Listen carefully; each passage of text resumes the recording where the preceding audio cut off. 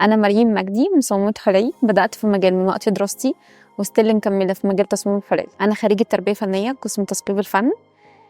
بدأت مشواري إن أنا بدأت إن أنا أشارك بالمشاريع بتاعتي، شاركت في معارض كتيرة وكان من أهمها معارض تبع وزارة الثقافة، ودي كانت أهم خطوة بالنسبة لي لأني بجد يعني حقيقي كل معرض أنا بشارك فيه أنا بكتسب خبرة جديدة وبيبقى فيه تطور دايما. بدأت أهتم بالمجال إن أنا كل شوية أعمل سيرش، بعمل تغذية بصرية، إن أنا بحب إن أنا أتفرج على تصميمات كتير. أكيد طبعا التصميم بيبقى فيه لمسة فنية مني أنا. ابتدى شغفي في المجال يزيد وابتديت إن أنا أعمل سيرش كتير وأعرف كل ما هو جديد في الموضة.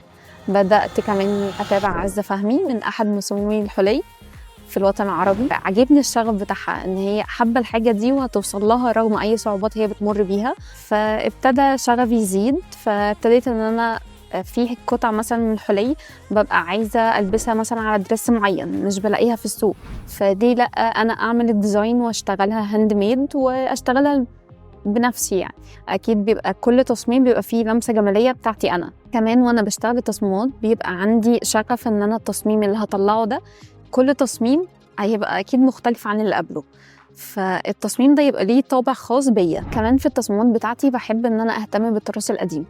اغلب الكوليكشن بتاعي اللي انا بشتغله اول ما بدات اشتغلت اول كوليكشن كنت حابه ان انا اقدم حاجه مختلفه، فعملت سيرش كتير فحبيت ان انا اشتغل فرعوني. فكانت التصميمات كلها بتاعتي اللي انا اشتغلتها مستوحيه من العصر الفرعوني. دي كانت حاجه ان انا عايزه ارجع اظهرها تاني. خلينا متفقين ان من مكملات الزي قطعه حلي، القطعة الحلية اللي أنا هلبسها دي هتديني لمسة جمالية مختلفة تماماً عن اوتفيت سيمبل خالص ما فيهوش أي حاجة. الاكسسوارز بتضيف عليه لمسة جمالية أكيد طبعاً بتغير في الاوتفيت كله. في ارت ستوديو في مجال تصميم الحلي بتتعلم معانا إنتاج قطعة حلي بداية من رسم الديزاين في السكتش ومراحل تنفيذ القطعة وإنتاج قطعة متفنشة تماماً. شغفك وطموحك هيوصلك، صدق حلمك.